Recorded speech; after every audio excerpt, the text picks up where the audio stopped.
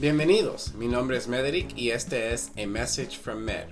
La semana pasada, Med, Eric y yo estudiamos el 10º capítulo de Primera de Samuel.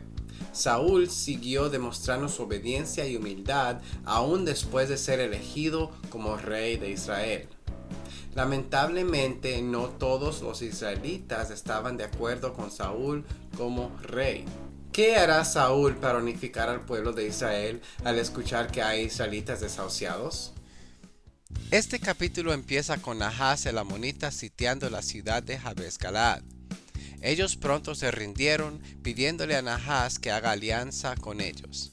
Nahas consintió, pero con una condición: que todos se dejen sacar el ojo derecho para que todos queden en vergüenza. Además de la vergüenza, esta era una táctica para que los israelitas no se pudieran defender bien si un día decidían rebelarse. Si un soldado usa un escudo con su mano izquierda, el escudo taparía el ojo izquierdo y el soldado no sería muy efectivo.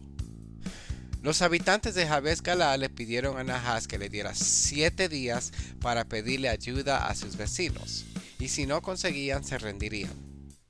Nahas de nuevo consintió, posiblemente porque no pensó que los demás israelitas irían a la defensa de los habitantes de Jabes, y también para que se dispersara su fama terrorista. Cuando llegaron las noticias de la tribulación de Jabes Galaad a Gabá, el pueblo donde vivía Saúl, todos se lamentaron. Saúl no estaba cuando dieron las noticias inicialmente, así que cuando regresó, preguntó por qué todos estaban tristes. Es importante notar que, aunque Saúl ya había sido ungido y nombrado rey de Israel, aún no había formado su gobierno. Tal vez pudiéramos decir que estaba escondiendo su talento o huyendo de su llamado, pero si recordamos, todo lo que había pasado para él llegar a ser rey fue dirigido por Dios. Las asnas perdidas hicieron que Saúl llegara hacia Samuel. Las señales que Saúl vio y experimentó cuando regresaba a la casa de su padre, y su selección ante el pueblo de Israel. Es muy probable que Saúl entendía que Dios estaba en control y que su reino empezaría en el tiempo de Dios. Este fue el momento exacto que Dios había preparado para Saúl. El Espíritu de Dios vino sobre Saúl y él se llenó de ira y descuartizó 2 bueyes. Después envió los pedazos por todo Israel diciendo que descuartizarían los bueyes de aquellos quienes no seguían a Saúl y a Samuel. Fue importante que Saúl mencionara a Samuel porque hasta ahora Saúl no había hecho nada excepto esconderse cuando Samuel lo llamó para presentarse como rey ante el pueblo de Israel. Saúl entendió que Samuel tenía respaldo de Dios y del pueblo, así que se aseguró de que todos supieran que Samuel y él estaban unidos. El resultado fue que todo Israel se unió como un solo hombre. Se reunieron 330,000 hombres y le dijeron a los de Jabes Galaad que los liberarían cuando el sol comience a calentar. Los habitantes de Jabes se alegraron mucho, pero le dieron el siguiente mensaje a Nahas: mañana estaremos aquí para que hagan con nosotros lo que les parezca mejor. Este parecía un mensaje de rendición, pero tal vez lo hicieron así para que Saúl pudiera atacar a Nahas sin él darse cuenta. El día siguiente Saúl fue y separó a los soldados en 3 batallones y atacó a los amonitas antes de que amaneciera. Dice que los pocos amonitas que sobrevivieron se dispersaron sin que siquiera 2 de ellos se vieran juntos. Si recordamos, al final del capítulo pasado hubo algunos que no estaban de acuerdo con Saúl ser el rey. Aunque Saúl no había dicho nada, el pueblo sí se acordó de aquellos perversos y ellos querían matar a los detractores. Pero Saúl sabiamente contestó: nadie va a morir hoy, porque el Señor ha traído la salvación a Israel.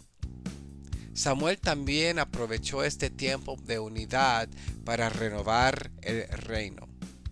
Al final vemos una escena celebratoria con todos ofreciendo sacrificios y ofrendas de paz y haciendo fiesta. Al principio de esta historia, los habitantes de Jabes de Galaad quisieron hacer tratos con Nahas, el enemigo. Muchas veces somos tentados y pensamos que podemos acceder a la tentación sin que haya malas consecuencias. Santiago nos enseña que los malos deseos llevan al pecado y el pecado nos puede llevar a la muerte. Esto fue lo que le pasó a Judas Iscariote cuando traicionó a Jesús. Él vendió a Jesús por 30 monedas de plata y después que se dio cuenta de su grave error, ese pecado lo llevó a ahorcarse. En cambio, debemos aprender de Jesús, quien pudo resistir a la tentación del mismo diablo.